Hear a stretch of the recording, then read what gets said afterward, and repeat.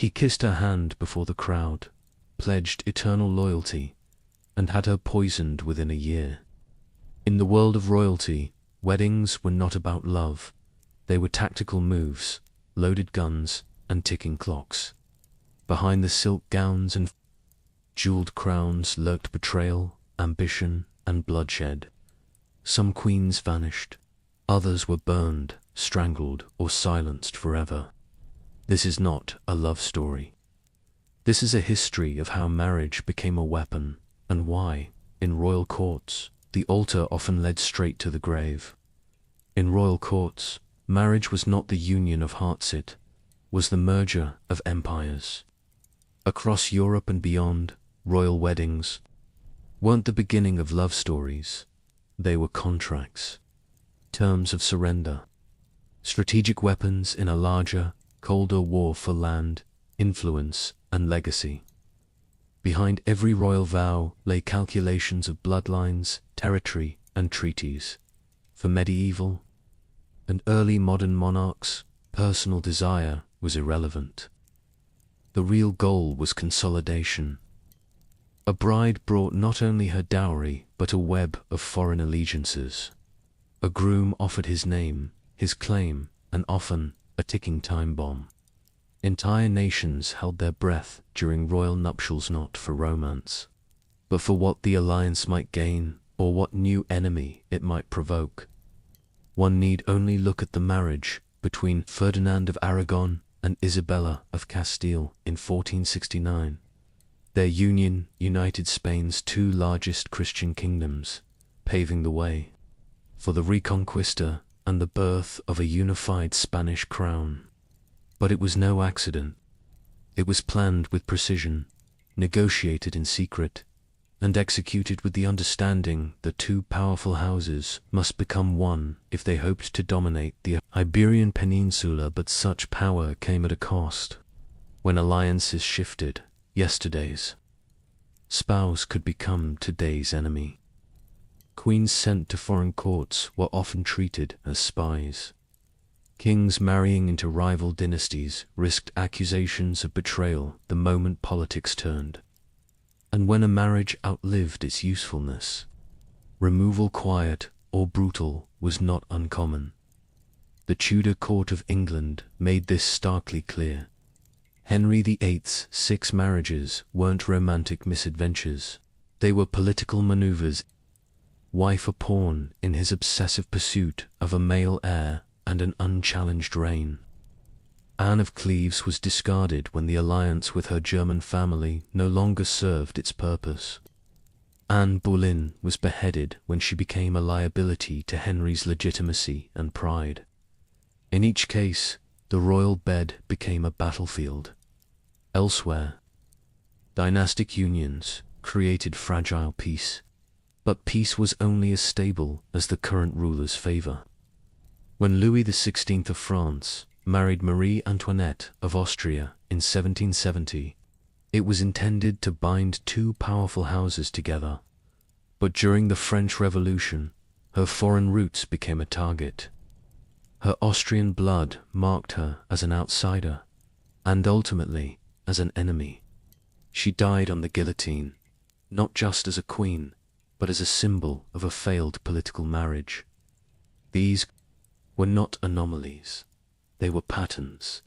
The closer someone stood to power, the more dangerous their position. A royal consort could become a bridge to peace or a scapegoat in collapse. Trust was scarce, jealousy was currency, and love, if it existed at all, was often smothered beneath layers of political calculation. Marriage, in the world of monarchs, was never safe. It was a gamble with high stakes. And more often than not, someone paid the price with their life. In 1533, a 14-year-old Italian noblewoman named Catherine de' Medici married Henry, Duke of Orleans, the future King Henry II of France. She wasn't a princess by birth, but she carried the Medici name, one of the wealthiest and most politically cunning dynasties in Europe. Her dowry brought wealth, her marriage strategic value, It was a diplomatic arrangement meant to bind Florence to the French crown. But to many in the French court, Catherine was an outsider Italian, Catholic, and suspect. Her early years as queen consort were overshadowed by her husband's mistress, Diane de Poitiers, who held courtly influence while Catherine remained in the background. Yet after Henry II's sudden death in a jousting accident in 1559, everything changed. Catherine became queen mother to three successive kings: Francis II, Charles IX, and Henry III, each son too young or too weak to rule alone. In their place, Catherine stepped into the political vacuum. France, at the time, was unraveling. The country was torn between Catholics and the growing Protestant Huguenot minority. Religious tensions had already erupted into violence by the 1560s. As regent, Catherine tried to balance power between both factions, but she was no neutral party. Her loyalties lay with Catholic survival, the Valois dynasty, and her own bloodline's grip on the throne. In 1572, Catherine arranged the marriage of her daughter, Marguerite de Valois, to Henry of Navarre, a Protestant. The union was billed as a peace offering, a moment of reconciliation between France's two religious camps. The wedding drew thousands of Huguenots to Paris, including many of their leaders. But behind the celebrations, something far more sinister was unfolding. Just days after the wedding, on the night of August 23rd, royal guards and Catholic militias began a coordinated slaughter of Huguenot guests. What began as an assassination attempt against the Protestant leader, Gaspard de Coligny, escalated into full-blown massacre. For several days, Paris was gripped by mob violence. The streets ran with blood. By some estimates, up to 3,000 Huguenots were killed in Paris alone. Thousands more were murdered in the countryside over the following weeks. The St. Bartholomew's Day massacre was one of the darkest chapters in the French wars of religion. Whether Catherine ordered the killings or simply allowed them to unfold remains debated, but her role in permitting the targeted assassination of Protestant leaders, while using her daughter's wedding as bait, is undisputed. It was a brutal calculation marriage, used not as a bridge to peace, but as a trap. Catherine's marriage into the French monarchy had opened the gates for Medici influence in France, but over the decades it also brought fear, distrust, and retaliation. Her Italian origins made her suspect among French nobles.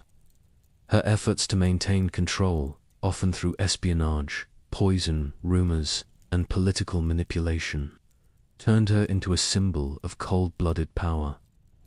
By the time she died in 1589, Catherine de' Medici had buried her husband, 5 of her 10 children, and presided over a kingdom fractured by blood and ideology. Her story was not just one of personal ambition, it was a warning about what happens when marriage becomes a tool in the hands of the desperate and the powerful.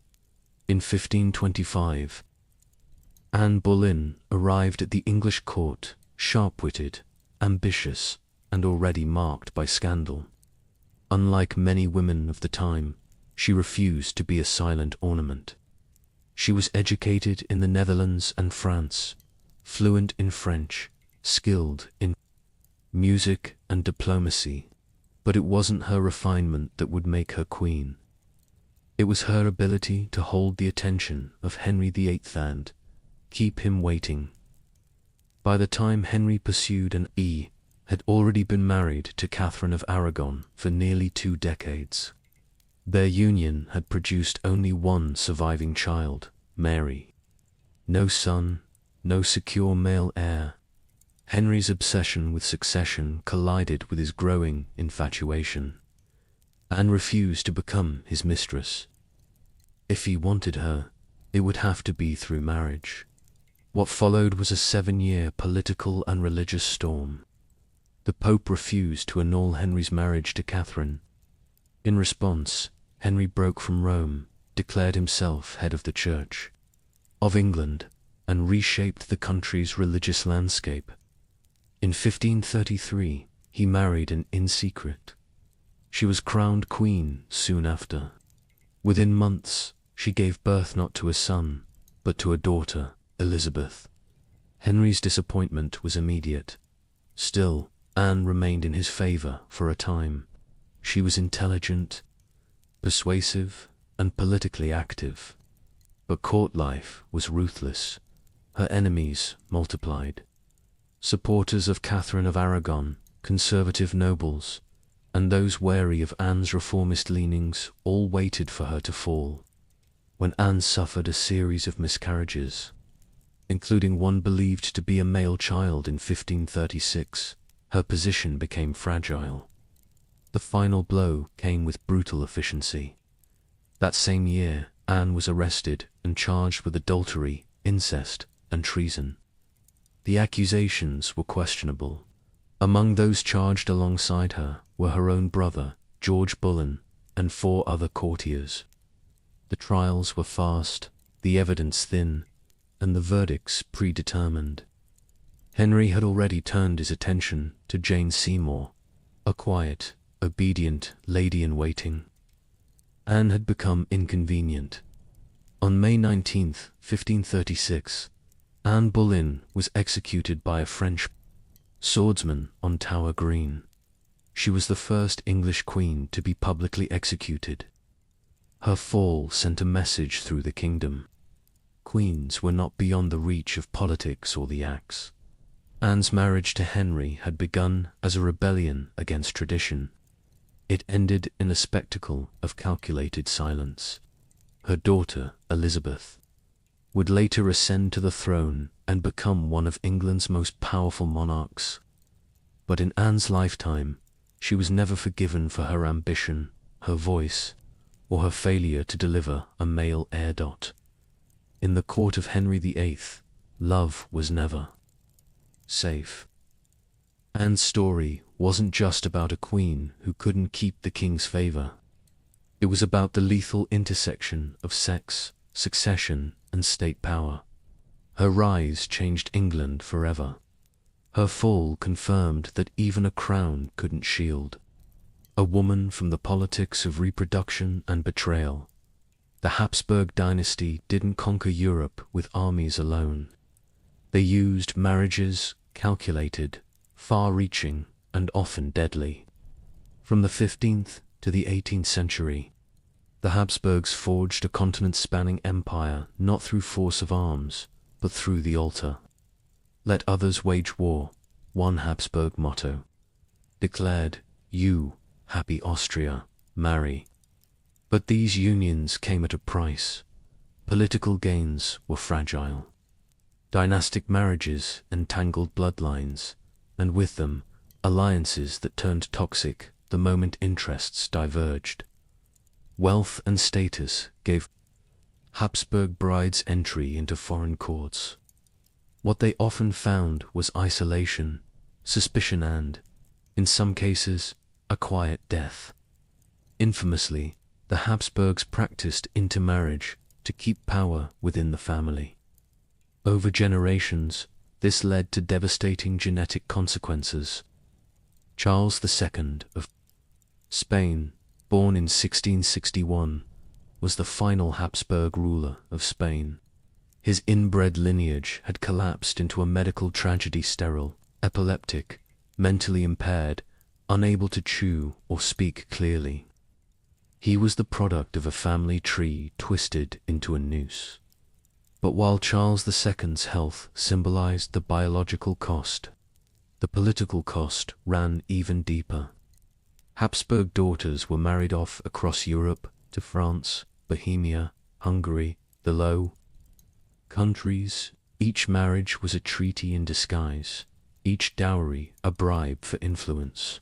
And yet, many of these women never returned. Some died young under unclear circumstances. Others faded into obscurity, stripped of agency in courts where they were never truly accepted. Maria Anna of Spain, sent to Vienna in 1631 to marry Ferdinand III, died at 33. Her death was blamed on complications during childbirth, but whispers of poisoning lingered, particularly because of the intense factional rivalry at the imperial court. She was not the only one. Several Habsburg women sent abroad with jewels and promises vanished into history without clear cause or consequence. The more alliances the dynasty forged, the more enemies it inherited. Poison became the weapon of choice in these elite circles. In courts where open violence would spark international war, subtle elimination was safer. Cups were laced, letters intercepted, meals tampered with. In 16th century France, under Catherine de' Medici's watch, Italian poisoners were rumored to be tools of royal policy trained to remove threats without a trace. And in the Habsburg orbit, many unnatural deaths were recorded as illness, miscarriage, or fever. The true causes were left to speculation. Even wealth couldn't buy protection. Dowries were vast to find, bankrupting lesser states, but they came. With expectations, produce heirs, secure loyalty, maintain appearances. A queen who failed in these duties could be replaced, imprisoned, or quietly removed. Beauty and charm made good portraits, but not political security. The Habsburg web of marriages stretched across centuries and continents. It built empires, sealed treaties, and reshaped borders. But inside that web, women were often reduced to diplomatic tokens, powerful in name, expendable in practice. And behind the gold and grandeur, a quiet war raged, one of poison, suspicion, and vanishing queens. Ivan IV, known to history as Ivan the Terrible, was crowned the first Tsar of all. Russia in 1547. His rule would reshape Russia, but at a devastating personal and political cost. Power hardened him, trauma sharpened him, and the throne, once shared, became a grave for those closest to him. He married at the age of 17. His first wife, Anastasia Romanovna, was carefully selected from a group of noble candidates in a traditional bride show. Unlike the women who would follow, Anastasia appears to have earned his trust. Their marriage lasted 13 years. During that time, Ivan ruled with increasing confidence. But in 1560, Anastasia fell ill and died. Ivan was convinced she had been poisoned by the boyars, the powerful noble class he distrusted. Her death marked a turning point. What followed was not grief, it was vengeance. Over the next 2 decades, Ivan married at least 6 more times. Most of those women died, disappeared, or were forced into convents. Some were publicly accused of infidelity, others condemned for treason. Few were mourned. These weren't partnerships, they were tactical experiments. And when suspicion crept in, the penalty was often fatal. Maria Temryukovna, a Circassian princess and Ivan's second wife, married him in 1561. Unlike Anastasia, she was a foreigner, young, beautiful, and politically inexperienced. She failed to gain the court's trust and never fully adapted to Muscovite customs. When she died in 1569, under unclear circumstances, the court whispered poison. Ivan never proved the rumors. He didn't need to. His next marriage began within months. His third and fourth wives, Marfa Sobakina and Anna Koltovskaya, fared no better. Marfa died just 2 weeks after their wedding in 1571. Some suspected poisoning during the ceremonial bath. Ivan ordered investigations, but never uncovered a culprit. Anna, the fourth wife, was accused of infertility and sent to a convent within a year. In Ivan's Russia, failure to produce an heir was not a disappointment, was a political liability. His fifth wife, Anna Vasilchikova, suffered a similar fate. Removed from court and confined to a convent. No official charges, just absence. His sixth wife, Vasilisa Melencheva, is barely mentioned in the records. Some accounts suggest she was unfaithful. Others say Ivan had her buried alive. Paranoia governed Ivan's court. After Anastasia's death, he created the Oprichnina, brutal state within a state governed by fear, executions, and secret police. Anyone who posed a threat, real or imagined, was eliminated. His wives were not spared this lens of suspicion. They were not queens in the Western sense.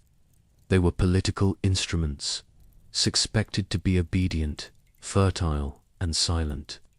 And if they failed, they were discarded, often violently. By the time Ivan died in 1584, he had outlived nearly every woman he married. His court was haunted by the ghosts of power used without restraint. The Russian throne didn't only devour its enemies. Under Ivan, it devoured its own consorts. A marriage to the Tsar was less a blessing than a countdown. A symbol not of union but of survival, measured in months, not years. In July 1565, Mary, Queen of Scots, married Henry Stuart, Lord Darnley, union that began with promise and ended in blood. The match was politically potent. Both Mary and Darnley held Tudor blood, and their combined lineage posed a direct threat to Elizabeth I's claim to the English throne. But what seemed like a powerful alliance quickly unraveled into scandal, betrayal, and murder. Mary was 22, Darnley just 19. He was handsome, well-connected, and ambitious. But beneath the surface, he was volatile, arrogant, and unstable. Within months of the wedding, tensions at court intensified. Darnley resented Mary's authority as queen regnant. He demanded the crown matrimonial, a legal elevation to co-sovereigns, something Mary refused. The balance of power in the marriage collapsed, and Darnley turned against her. Jealousy poisoned the relationship. Darnley grew suspicious of Mary's close Italian secretary, David Rizzio. Their frequent meetings, late-night counsel, and Rizzio's growing influence at court fed rumors of an affair. Whether the rumors were true didn't matter. In March 1566, Darnley stormed into Mary's private chambers with a group of armed nobles. In front of the pregnant queen, they stabbed Rizzio over 50 times. His blood soaked the floor of Holy Palace. That act destroyed any remaining trust between Mary and her husband. Darnley fled with the conspirators, but quickly found himself politically isolated. Mary, resilient and calculating, reconciled with him publicly, but behind the scenes, she worked to secure her power. The birth of their son, James VI, in June 1566, gave her leverage. The question was no longer if Darnley would fall, but how. On February 10, 1567, Darnley was staying at Kirkhoe Field, a house on the outskirts of Edinburgh. In the early hours of the morning, a massive explosion ripped through the building. Darnley's body was found nearby strangled, not burned or broken. The cause of death wasn't the blast, it was suffocation. The explosion had been a cover. Suspicion immediately turned to the Scottish nobility and to Mary herself. Just weeks later, she married James Hepburn, Earl of Bothwell, the very man widely believed to have orchestrated Darnley's murder. Their sudden marriage so soon after the assassination ignited outrage. Many believed Bothwell had abducted and raped Mary to force the union. Others saw it as a willing political maneuver. Either way, it destroyed her support among Scottish lords. By June, Mary was forced to abdicate. She was imprisoned, then exiled, and eventually sought refuge in England. There, she became a prisoner of Elizabeth I for nearly 20 years. In 1587, she was executed on charges of treason. Darnley's assassination remains one of the most sensational royal murders in British history. The evidence pointed in many directions. Bothwell, the Protestant nobles, even foreign agents, but the blame inevitably settled on Mary. Whether she sanctioned the murder or simply failed to prevent it remains unresolved. What is certain is that her marriage to Darnley became her undoing, a lethal alliance that triggered her downfall and changed the future of the Scottish crown in early modern Europe. Marriage between royal houses was more than was strategy. A French princess married to a Spanish king wasn't just a wife. She was a political hostage wrapped in silk. An Austrian archduchess in a foreign court could signal peace or serve as a reminder of old grudges. These unions, forged to avoid war, often collapsed the moment peace became inconvenient. In 1554, Mary I of England married Philip II of Spain. It was a union designed to reinforce Catholic dominance in Europe and stabilize England's alliances. But the English people distrusted Philip. He was foreign, Catholic, and wielded influence that exceeded his role. Though Mary loved him, Philip spent little time in England. When war broke out between Spain and France in 1557, Philip pressured England into joining. The result was the loss of Carlotta's last English foothold on the continent. Mary died humiliated, and the Anglo-Spanish marriage turned into a cautionary tale. Decades later, another Anglo-Spanish alliance would crumble under different rulers. In 1625, Charles I of England married Henrietta Maria of France, a Catholic princess. Their union intensified domestic tensions in Protestant England. When civil war erupted, Henrietta fled to France and tried to rally support for her husband's royalist cause.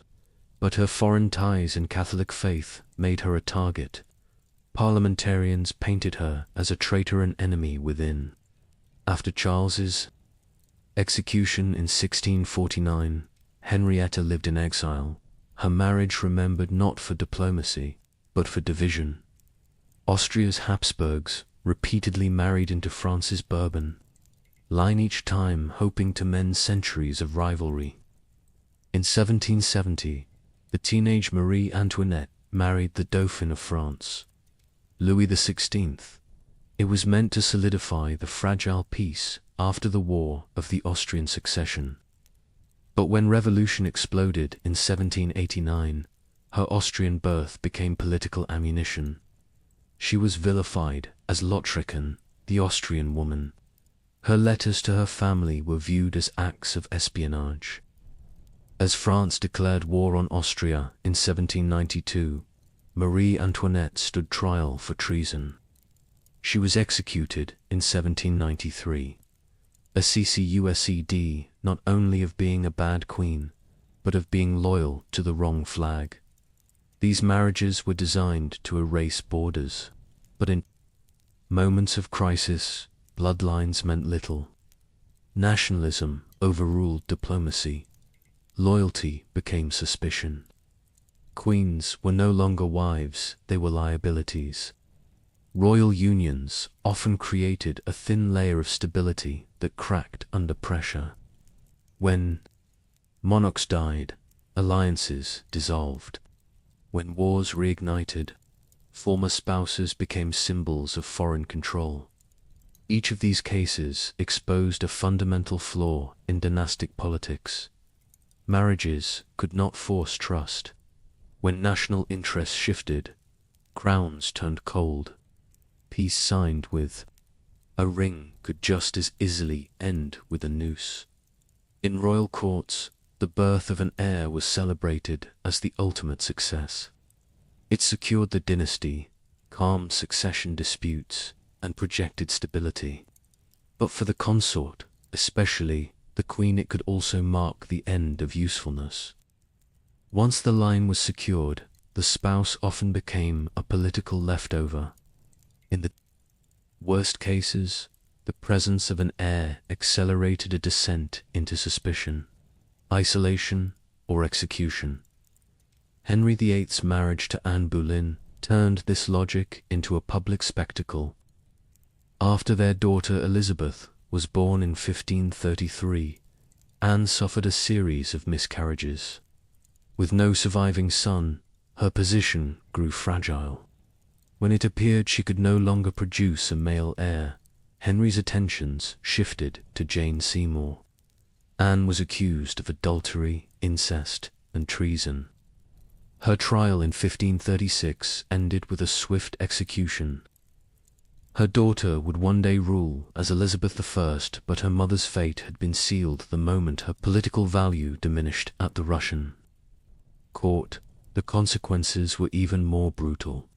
Tsar Paul, the first son of Catherine the Great, grew up in the shadow of his mother's reign. Catherine had overthrown her husband, Peter III, in 1762 and ruled as empress for over 30 years. But she never trusted Paul. She excluded him from government, denied him military power, and even considered bypassing him in favor of her grandson, Alexander. When Catherine died in 1796, Paul finally took the throne, but just 5 years later. In 1801, he was assassinated in a palace coup. Many of the conspirators had ties to his son, though Alexander's direct involvement remains debated. He ascended the throne immediately after his father's murder. In Spain, the Bourbon court faced its own dynastic fracture in the early 19th century. Charles IV and his wife, Maria Louisa of Parma, ruled during a period of internal unrest and Napoleonic pressure. Their son, Ferdinand VII, opposed them bitterly. In 1808, amid political chaos and French manipulation, Charles abdicated in favor of Ferdinand only for both to be summoned to Bayonne by Napoleon. There, under coercion, they ceded the throne to Napoleon's brother, Joseph Bonaparte. The Spanish royal family, torn apart by internal betrayal and foreign ambition, became pawns in a larger imperial game. Succession was never just a future event. It was a constant pressure. The presence of an heir didn't guarantee peace. It often invited competition. Parental figures, once essential, could become threats to a new ruler's legitimacy. And for royal spouses, the crown they helped secure could just as easily mark the beginning of their fall in royal court's power. Didn't always kill with swords or scaffolds. Sometimes it came in a chalice, a gesture, or a whispered command. Not every royal death left a trail of blood. Some vanished beneath layers of ceremony, diplomatic silence, or carefully crafted lies. In 16th century France, Louise of Savoy, the mother of King Francis I, wielded enormous influence during his reign. When Queen Claude Francis's wife died at just 24 in 1524, the official cause was exhaustion from repeated childbirth, but rumors circulated. Claude had given birth to 7 children in 8 years. Some whispered that her mother-in-law saw her as a political obstacle. Poison, not illness, was the real cause. No proof surfaced. No investigation followed in the Polish Lithuanian Commonwealth.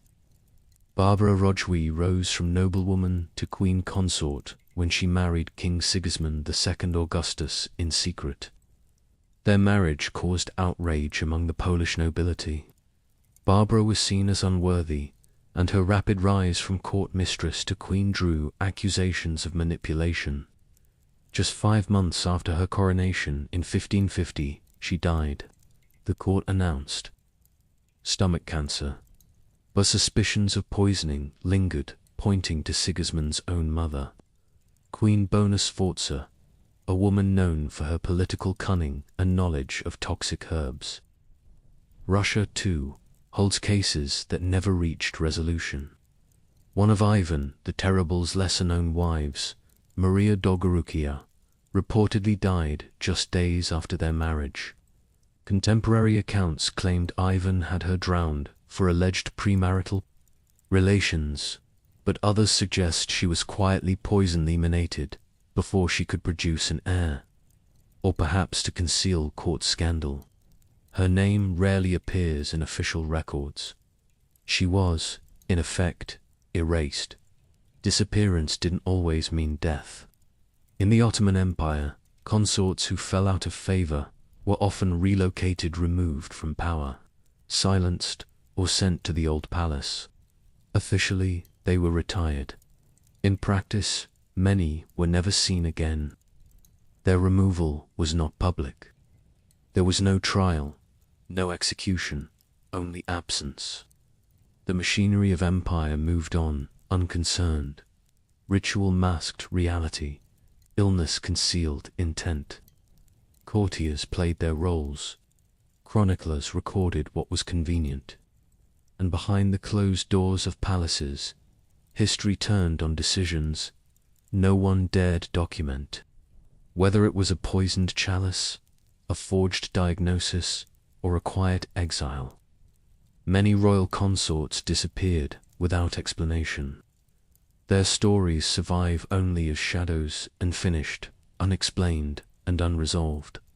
For centuries, royal marriages were never personal. They were political instruments, carefully arranged, meticulously calculated, and executed with precision. The union of two crowns was not about affection or compatibility. It was about territory, heirs, legitimacy, and leverage. Behind every royal wedding stood a council of ministers, diplomats, and clerics, not to witness love, but to secure power. From England to Russia, Spain to the Ottoman Empire, these unions formed the scaffolding of empire. A queen was not just a spouse, she was a treaty, a symbol, an asset. If she failed to produce an heir, align with court factions, or serve the crown's interests, she could be replaced through annulment, confinement, or execution. Catherine de' Medici used her daughter's wedding to lure Protestant leaders into a trap, culminating in the St. Bartholomew's Day massacre. Anne Boleyn was discarded the moment her political value declined. Lord Darnley's marriage to Mary, Queen of Scots, brought together dynastic claims that quickly spiraled into betrayal and assassination. These were not failed marriages. They fulfilled their purpose temporarily, but were never designed to endure. The idea of loyalty between royal spouses was often secondary to state interest. When alliances shifted, a husband could become a traitor, a wife could become a foreign threat. Queens were married off into rival courts where they were expected to serve foreign powers without question, yet suspected the moment tensions escalated. When peace broke, so did the illusion of unity. Some disappeared without a trace. Poison, exile, forced veiling in convents methods varied, but the message was consistent. Love was expendable. The institution of marriage, in the royal world, was stripped of sentiment and reduced to its rawest function: strategic control. Even children, once born, didn't ensure safety. Spouses who had delivered heirs became obsolete. Some were sidelined, others eliminated. At times, the very children they raised would hasten their downfall. The family was not a sanctuary, was a battlefield of succession, ambition, and survival. By the 18th and 19th centuries, The model began to fracture under the pressure of nationalism, revolution, and personal agency. But for hundreds of years prior, the rules were simple: marry for gain, endure for duty, and disappear when necessary. The blood that stained these royal unions was not the result of failed affection. It was the inevitable cost of marriages that were never meant to be emotional commitments. In the courts of power, murder was not always a betrayal. It was the final act in a script written from the moment the vows were exchanged.